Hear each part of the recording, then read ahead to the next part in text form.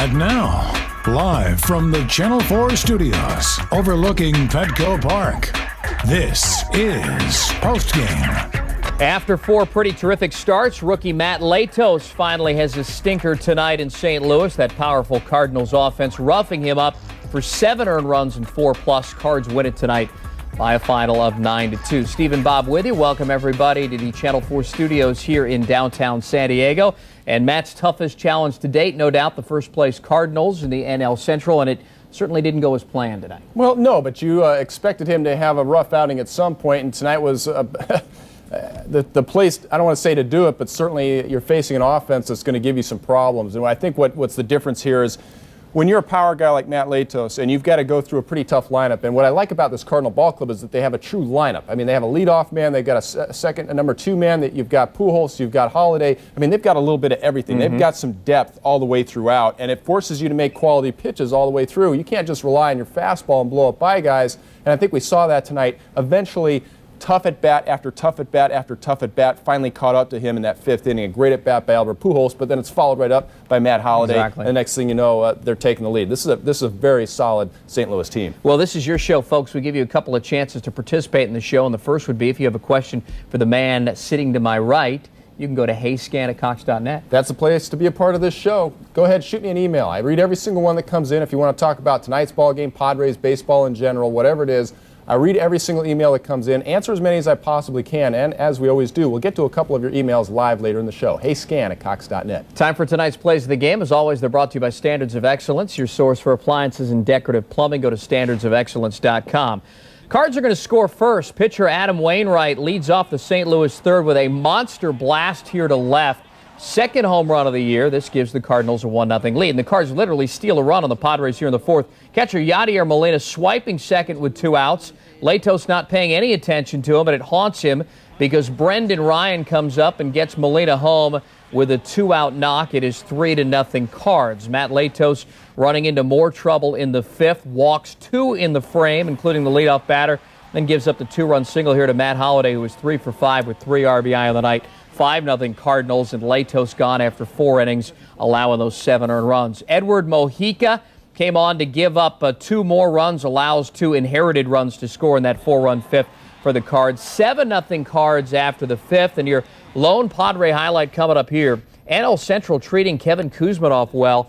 Followed up his 11 for 13 series against the Brewers with a 9th inning 2-run homer here to right center field, but the Cards take the opener 9-2. Back to the new Busch we go, and we're going to get the fellas' perspective on the National League Central first place Cardinals. After all, this is the first time Padres have seen him this season. Unfortunately, they're going to see him 7 times between now and next Sunday when the Cards come here next weekend for part of a big Padre homestand. For more on that, let's go back to the fellas at St. Louis. Guys?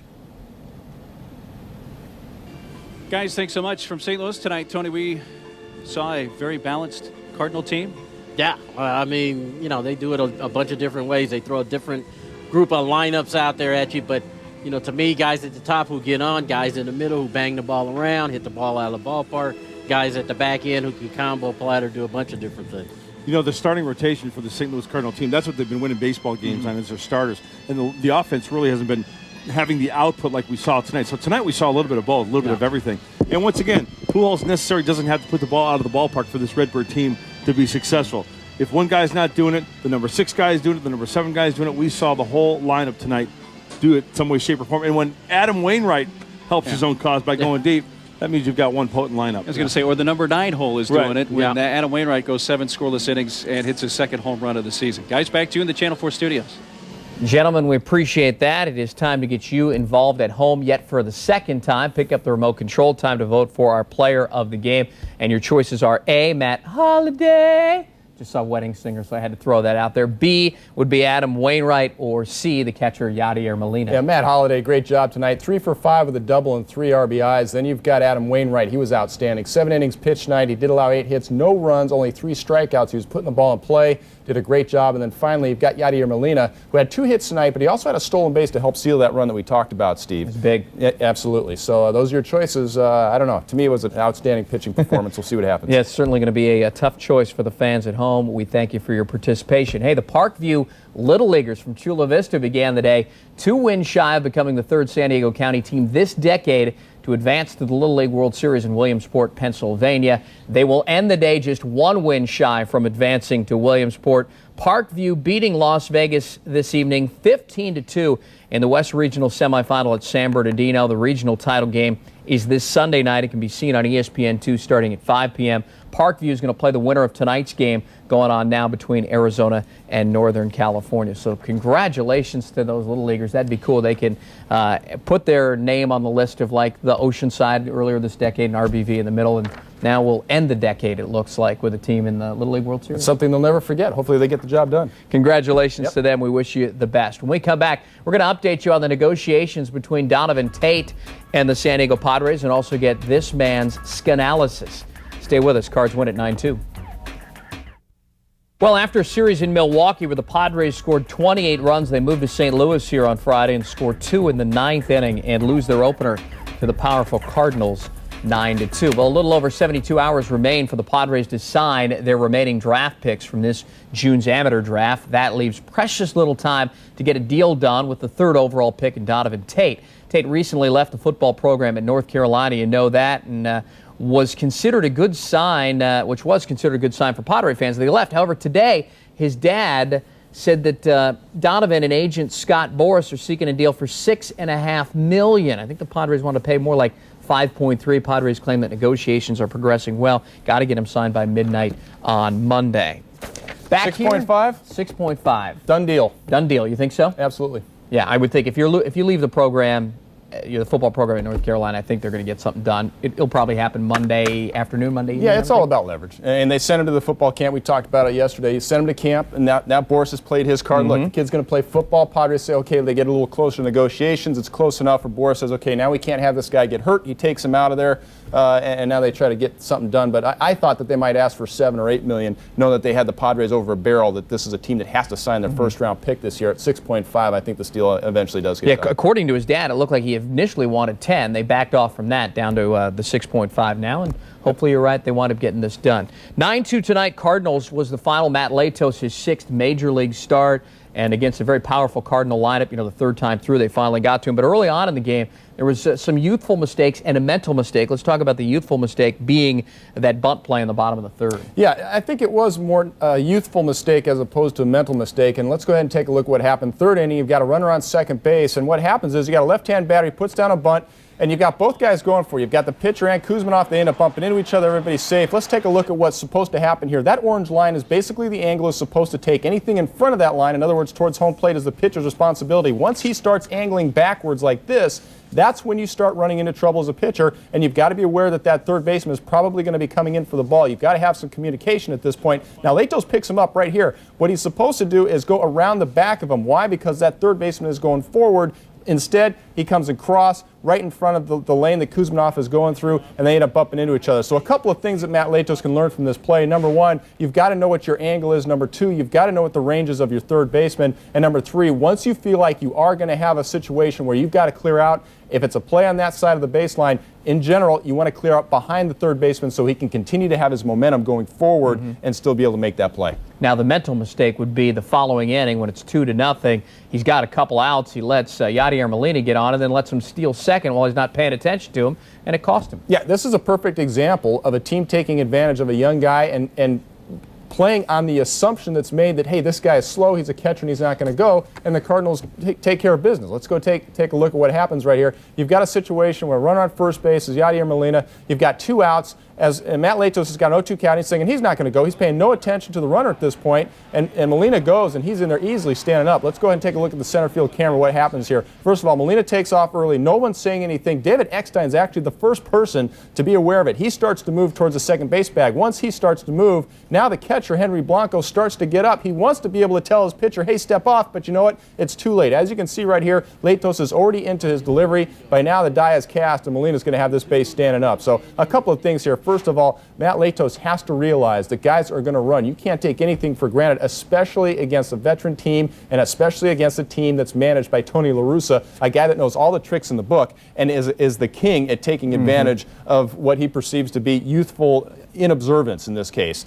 You've got to pay attention. And secondarily, it's up to the Padre infield to let him know. As soon as that guy is going, once they see Molina break, somebody's got to be yelling. Adrian Gonzalez should be screaming his head off right there. Eckstein should be screaming. The catcher should be standing up and saying, hey, step off, step off. So, somebody on that infield has got to let him know. Now, we're not on the field, so it could have been that all 5 guys are yelling and screaming at him to step off, right, and he just ignored it all. But in any case, you've got to let that guy know. But once he's into his windup, there's little he can do. Now, Latos pitched to 4 batters in the 5th inning. At the time, it was 3-0, and the 4 batters he pitched to came around to score. That's part of the reason why he gave up 7 earned runs in the game. But we were in the back talking, and once I saw that leadoff walk to Skip Shoemaker, I thought, oh, boy, this has the makings of a big inning, because you navigate well through the first 2 times through the Cards' offense, and the 3rd time for a rookie, forget it. Yeah, it's simple attrition. And what happens here is when you're facing a tough lineup like this, once you've gone through it one time, okay, you've expelled some energy both physically and mentally, and then when you go through it a second time, now they've seen him,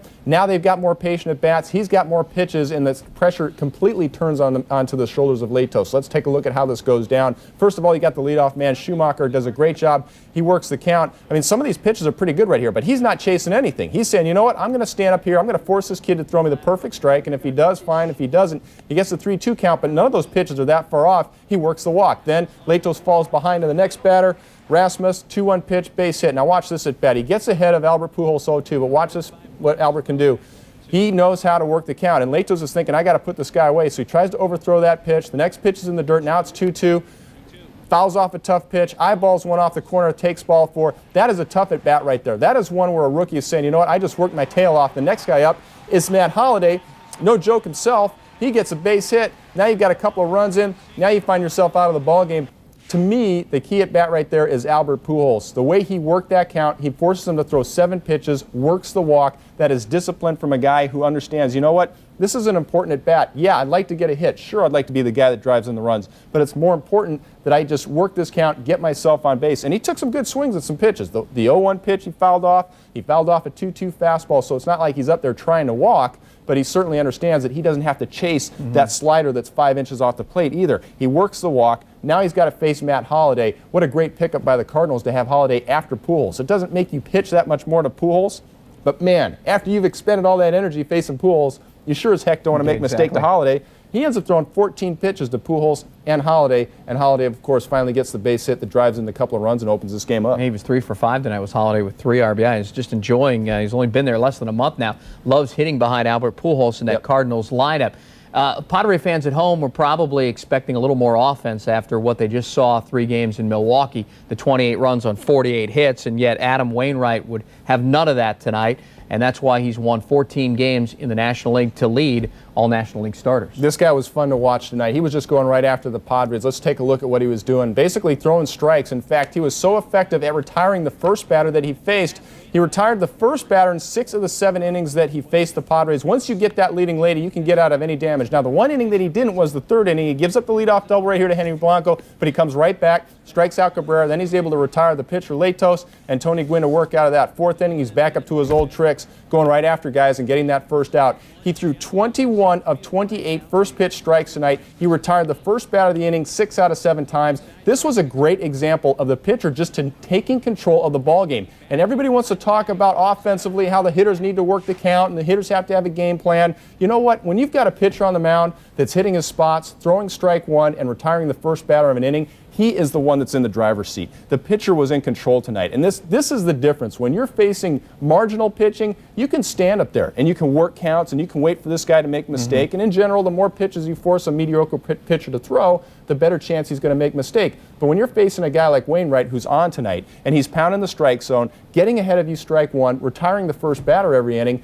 he's the guy that's in control. And he showed that once again tonight. He goes 7 innings, doesn't allow a single run. This was just a great effort by Adam Wainwright. One of the dominating stories tonight for San Diego happened before the game when it was announced that Chris Young, basically done for the season, right shoulder surgery on Monday. They're calling it exploratory. It's going to be arthroscopic. I mean, you're a pitcher. You went through some surgeries. What do you make of this Chris Young surgery? Well, it's unfortunate because obviously you want to have Chris Young back and you never want to see a pitcher go under the knife. And he's been trying to come back. He's done everything he possibly can. He's been doing the exercises. He's taken the cortisone shots. He's tried 2 or 3 times to come back from his throwing program, but it's just not responding. And they've taken MRI pictures as well, and nothing shows up on the MRI. So what you end up doing is an exploratory surgery where you go in there, and in essence, you don't know what you're going to find. You hope you don't find anything serious, but so often is the case where the soft tissue damage does not show up on the MRIs. They get in there and they say, holy smokes, you've got a torn this, you've got a rip that, you've got some shrapnel over here. Hopefully that's not the case with Chris Young. The idea is to go in there, hopefully clean it up a little bit, remove some of the bad tissue that's around there, and just hopefully they don't find anything serious. But it's a puzzle at this point, because when you don't see anything on the MRIs, when you don't respond to the normal procedures, you just start wondering, well, what the heck is going on? So they got to go in there and find out. Hopefully he's going to be okay. Same procedure that Arizona's Brandon Webb as well just underwent, I think, on August the 6th. So we hope, we keep our fingers crossed that both those guys are back, because they're both two guys in this division that are really fun to watch pitch. Let's take a break, and when we come back, we've got some Chargers news for you as the first exhibition game fast approaching. The Seahawks coming to the Q on Saturday night. Time to answer tonight's Subway $5 footlong fan poll. During tonight's game, we asked you, should Mark McGwire be in the Hall of Fame? 58% of you said yes. Didn't get a chance to participate tonight? Tune in tomorrow for the question of the day and play to win Subway's big night at the ballpark and play for monthly footlong feast. Subway, eat fresh. We'll take a step away from baseball for a moment, talk NFL. The Chargers will lace it up tomorrow night for the first of their 4 preseason games. Of course, the only way to see the game is to be at the game. It's been blacked out here in San Diego. Our John Weisbarth was at Chargers camp today, where he caught up with linebacker Sean Phillips to talk about another season of high expectations for the Chargers.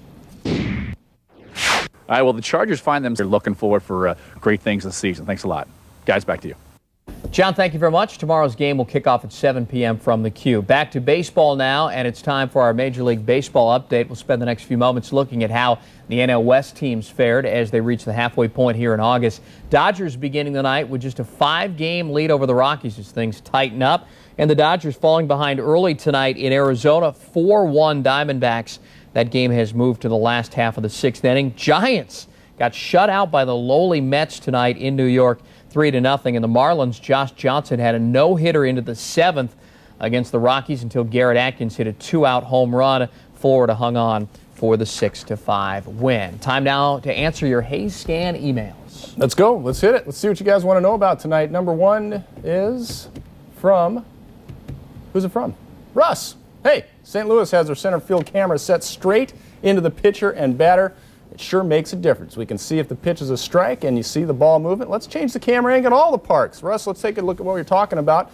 In case you didn't notice tonight, we're going to take a look at this. See how it's directly behind home plate? It's a little bit higher than normal. It's directly behind the pitcher's mound, as opposed to here at Petco is a great example. You can see that the camera's a little bit off to the right of the pitcher's mound, so it gives you a little bit different look, but it's a little lower. And here's the challenge. You've got to make a decision. Which do you prefer? Because you can't have the best of both worlds. If you're going to have it directly behind the pitcher, it's got to be elevated. Why? So that it's not in the eyes of the batter. It's very distracting to have a cameraman out there in center field when a guy's trying to hit a 95-mile-an-hour fastball. So most ballparks have them a little bit lower, but a little bit off to the side so they don't get completely blocked out by the pitcher. Now, Steve, this is something that you noticed right away. Oh, yeah. As soon as this broadcast started. To me, it didn't make a huge difference. I mean, I like that you can see from straight on a little bit, but it sounded like it was a little bit distracting to you. Well, it was hard because there's so much loose on the end. You know, you can almost see the guys on the on-deck circle, and it was hard seeing foul balls. It just takes a while to get used to it. We've been so conditioned.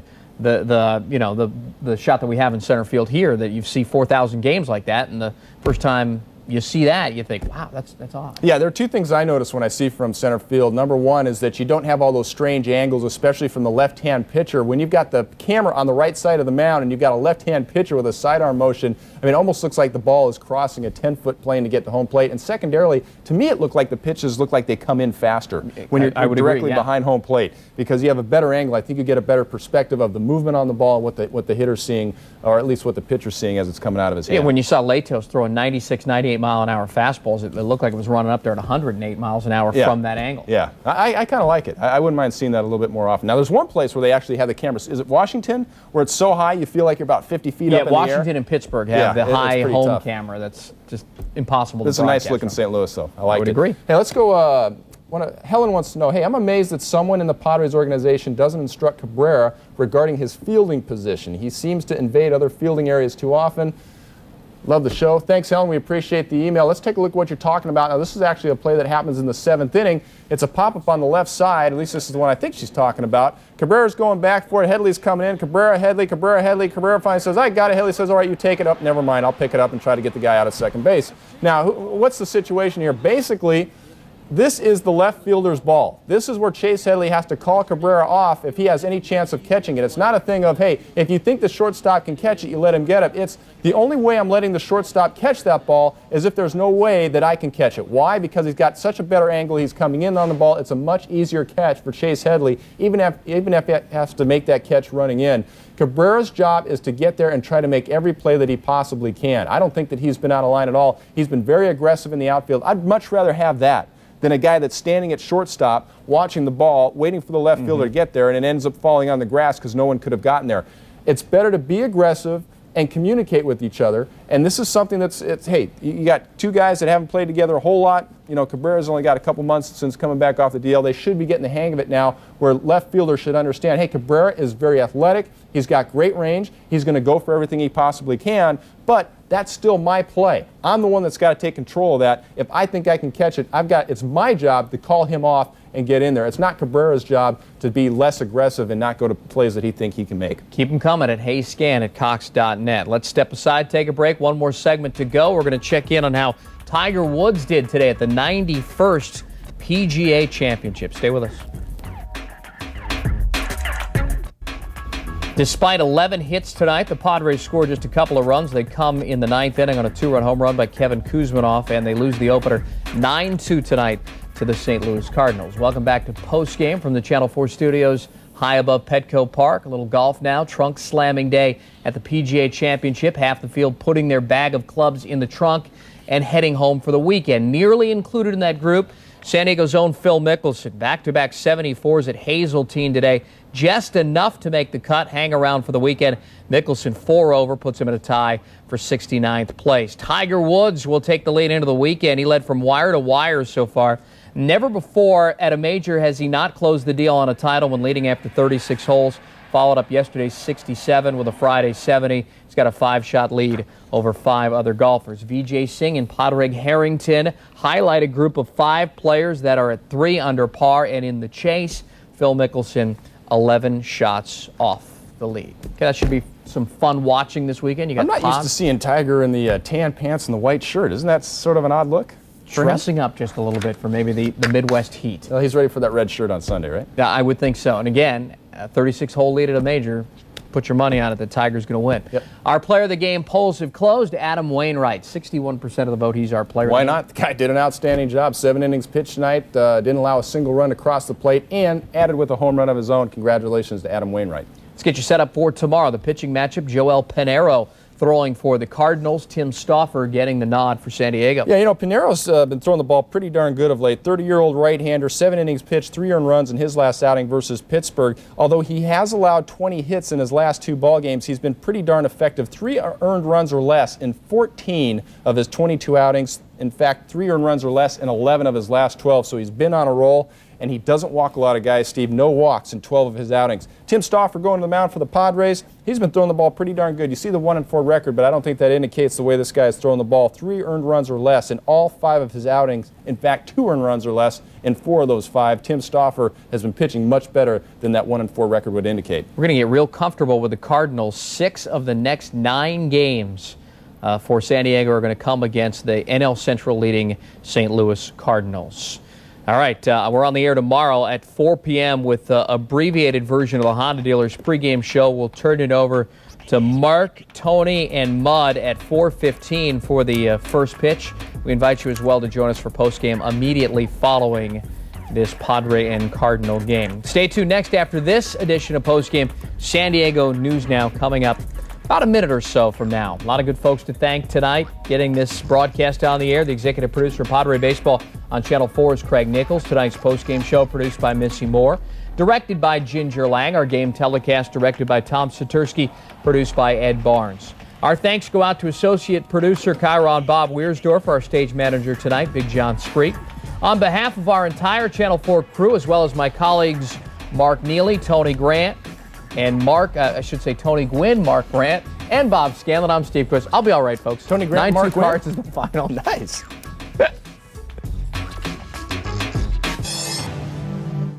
Well, ask yourself this question. When are you too old to play the game of baseball? If you look hard around town, you might find the answer, but perhaps not the answer you might expect. Attaboy, right to me, attaboy. Every Tuesday morning on this field in Rancho Bernardo, a group of baseball players assemble. Attaboy, Bobby, bring it home. Charge that ball, guys, charge it. Okay, inside. They're not just any old team. Well, actually, come to think of it, they are old. But the Vets are a collection of 65-plus-year-olds from all walks of life. We have cab drivers to heart surgeons out here, and once you put the spikes on and get on the field, everybody's just a ball player. Ball players in the truest sense. Ball players who've never gotten baseball out of their system. Brings the childhood out of you, makes you feel good, young. This is the most baseball I've ever played. It's a great game, and you never stop learning. That's the funny part. Your skills might erode. Your skills do erode. But your appreciation of the game kind of grows. But then we find the camaraderie and the competition and all those things just make it something we look forward to.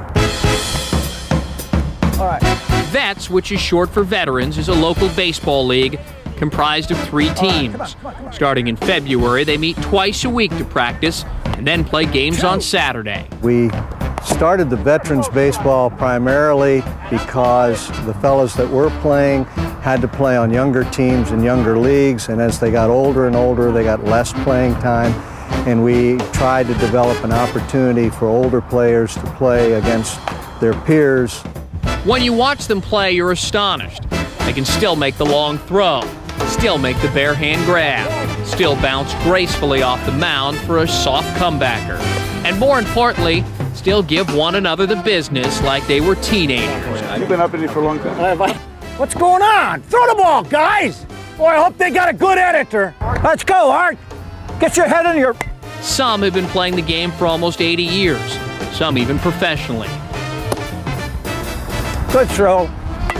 Jerry Dolan is 83. Back in the 40s, he was a Dodger farmhand with dreams of one day being a major leaguer. It's a lifesaver, it really is. I don't know if I ever mentioned, but my wife a few years ago was telling me that I should lay off, get out of baseball. You're too old, you're going to get hurt and so forth.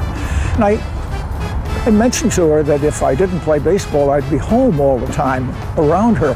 And she gave a great answer. She raised her right hand, said, play ball. There you go. He's the role model for all of us in his mid-80s now, still playing the game, and it's a goal that we all aspire to, and hopefully good Lord will let us keep our health and get there. More than anything, this is therapeutic.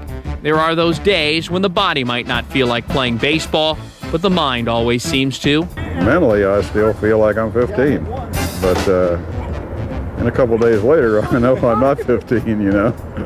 When you get right down to it, it's more than just baseball they share 1 or 2 times a week. In a way, they're family. It's a great exercise, and the camaraderie that we have is very evident here. One of our highlights is we go to lunch afterward.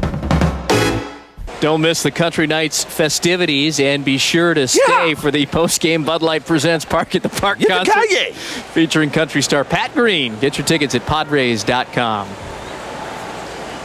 Mike Cameron to lead things off in the second. First pitch swinging, hammers this one to the gap in left center field. Venable won't get it.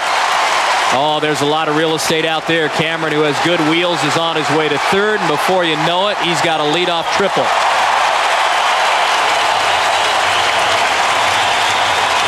I would say this ballpark plays pretty well to his game, huh? Absolutely. He hasn't worked in a full week. And Rollins diving, lost the handle, throws, and still got him at first. Are you kidding me?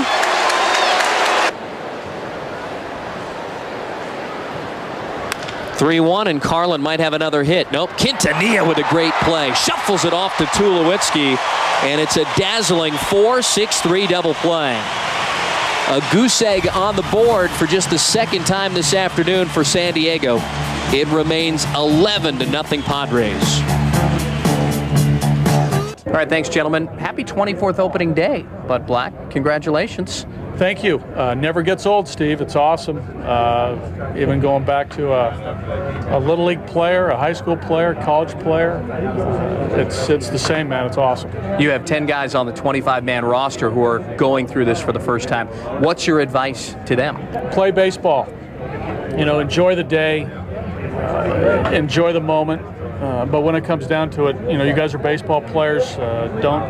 Don't take anything into the game that you haven't taken into in a spring training game or any other regular season game. There's a little bit of tweaking to the roster. We thought yesterday, okay, the 25-man roster was set, but now comes news today that Cliff Floyd will start the season on the disabled list. Yeah, we came to the decision this morning that we thought it would be the best interest of Cliff and the club if he went on the DL with the strained shoulder.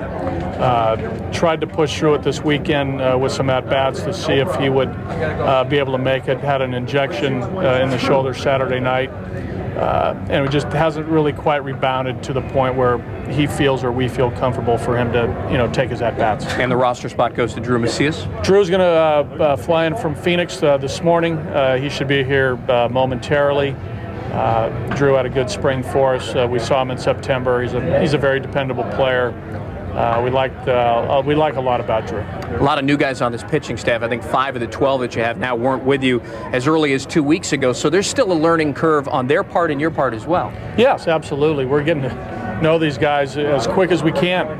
The pitching staff has been made over. We're looking forward to seeing these guys pitch.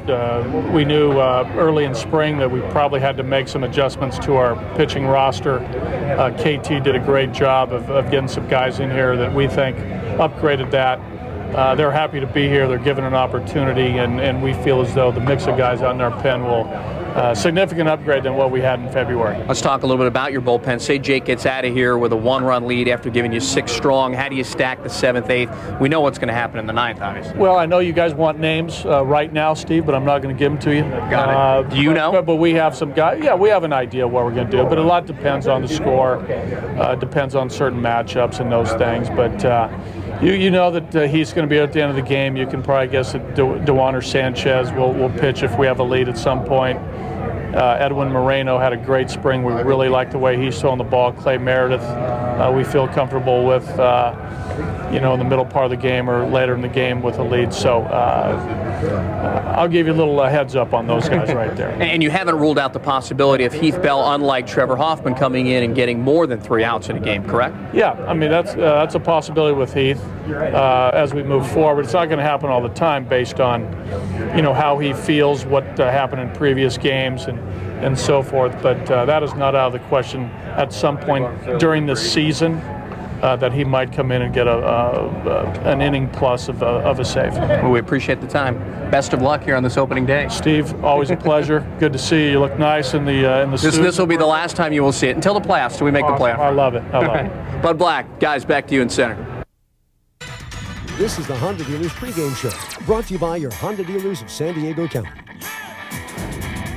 We respect the 14 years that Kevin's been here. We think he's had a terrific run, and we felt it was time for a change going forward and decided that now was the better time to make the change rather than to make him a lame duck for 2010. Those were the words of CEO Jeffrey Morad. In moments, you're going to hear from Kevin Towers himself, dismissed after 14 years on the job. And continuing team coverage, I'm Jenny Kavnar. Coming up, my interview with Jeff Morad on exactly why he let Kevin Towers go. And I'm Jane Mitchell. As we say goodbye to some of our heroes on the field for the winter, we say hello to some of the heroes in the classroom. Coming up, a sneak peek of one of the favorite things we do here at Channel 4 San Diego, a salute to teachers. I'm Chrissy Russo. It may not be playoff time for the Padres, but it's payoff time. These gloves are going to some needy kids. I'm going to tell you all about it, when, where, why, and how. The Honda Dealers pregame show starts right now.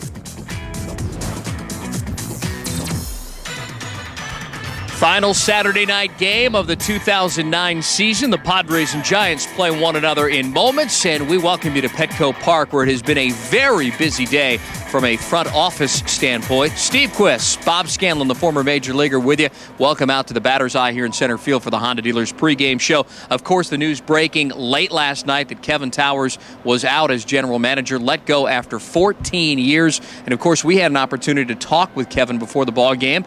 We said our goodbyes, and he seemed like he was in a relatively upbeat mood. Well, I think he understands what's going on here, and he doesn't have any doubt that he's going to have a future in baseball. There's already opportunities, I'm sure, lining up for him.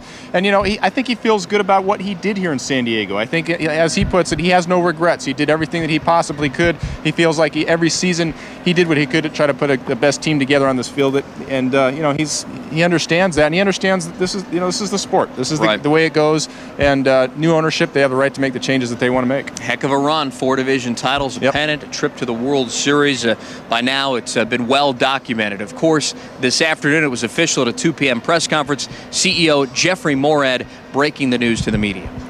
This is a decision that is one that we've made with the long-term interests of the club in mind. Kevin's had a terrific run in San Diego.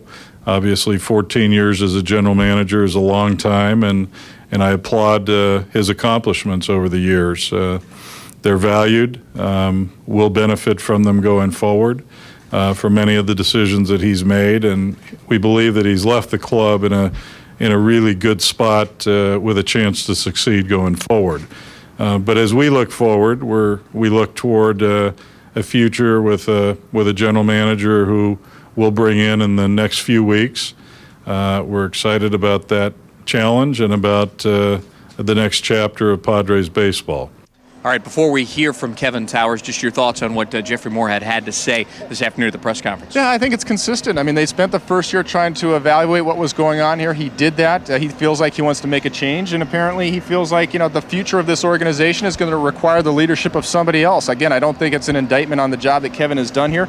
I think the way this team is finished probably made this decision a little bit more difficult, but at the same time, again, new ownership, they want to put their stamp on this organization, and they're looking to the future. Probably tough news for Kevin Towers to accept. He had been the longest tenured general manager in Major League Baseball, on the job with the Padres for 14 years. Even harder for him to accept the fact that he's been with this organization since the 80s. He was here as a minor league pitcher. We got a chance to talk with Kevin earlier this afternoon as well. Well, there's probably a lot I would like to say, but 25 years in the organization and probably don't have enough time to do so. That's my hope. That's the bookends. Started good. I think it's ended good. I think whoever takes this position's in great position to win. And I'm a Padre at heart. Always going to root for the Padres. 25 years, how can't you?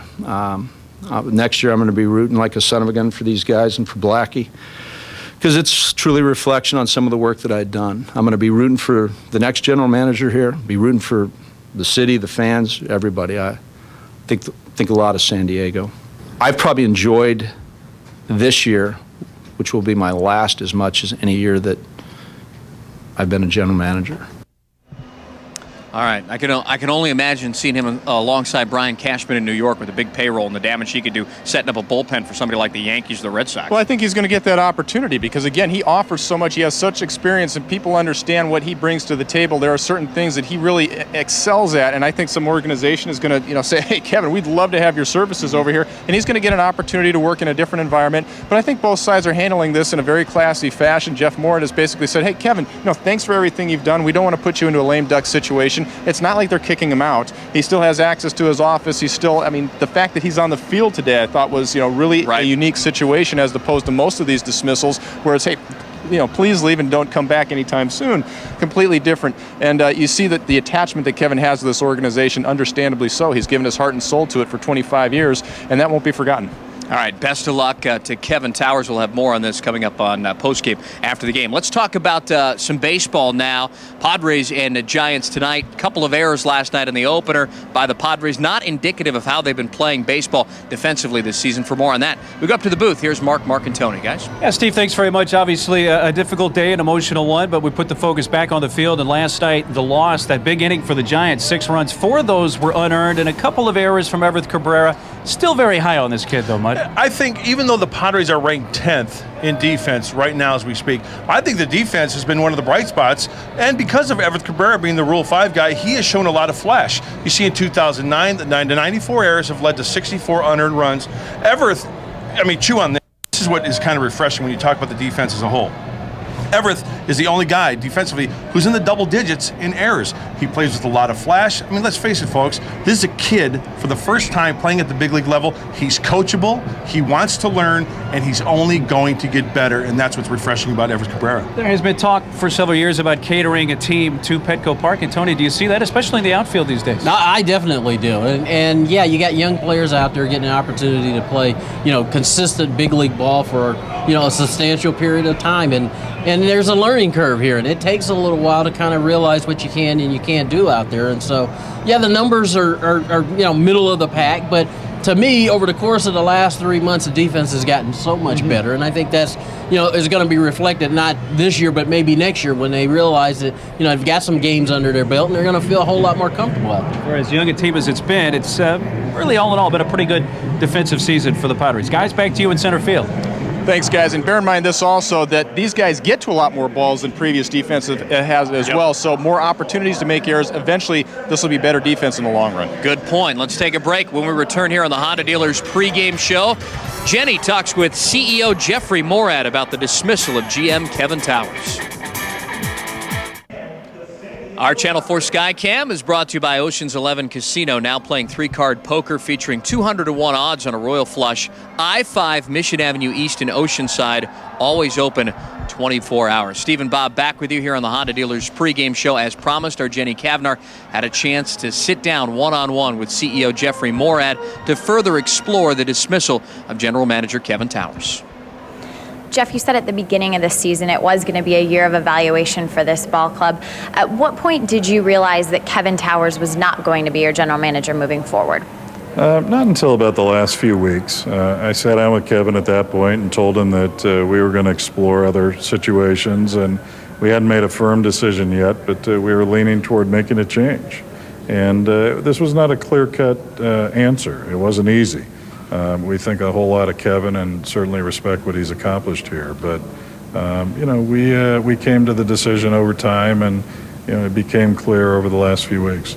You had a lot of praise for Kevin in your press conference today. You have a long history with him.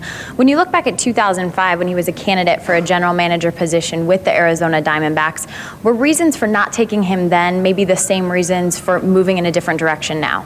Yeah, probably so. Stylistically, I think I'm interested in a GM that has a little better sense of planning, of both short-term and long-term planning, and those are factors that we considered in Arizona as well. So, sure, there's some similarity. That having been said, I had a chance to work with him here, which I didn't before, and I enjoyed that immensely, and will be forever grateful for that experience, as well as the opportunity that we had here in San Diego, and we wish him nothing but the best.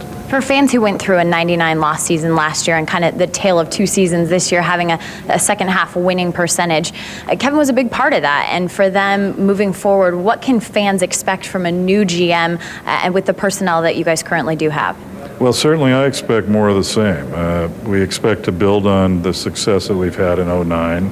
Especially in the second half, and to take that forward. And we think that a new general manager coming in will be in a really good spot to take what's been built and to take the foundation here and to grow it from there.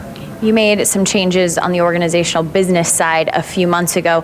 Now you're making some changes on the baseball ops side. What can we expect as the offseason begins on Monday for other changes to come? Well, I think the first move is the general manager. It's the most important role on the baseball side of the organization, and we need to focus on filling that appropriately before anything else is decided. It'll all happen fairly quickly, and we're anxious to get moving on the offseason. So the general manager will be responsible then for other changes within the organization that might come on that baseball ops side? Exactly. Okay. Thank you so much for your time, Jeff. Guys, back to you. Thank you very much, Jenny. And Jeff, we appreciate your time as well. Major League Baseball update is coming up now on the Honda Dealers pregame show right after this. Is the race still on in the American League Central? You can find out next. Another insider tip from Cox. HD. Did you know your HD TV doesn't automatically deliver a high-definition picture? All you need to do is connect with Cox HD service, and you can start enjoying free high-def programming like sports, movies, and your favorite shows. Make sure you're getting a true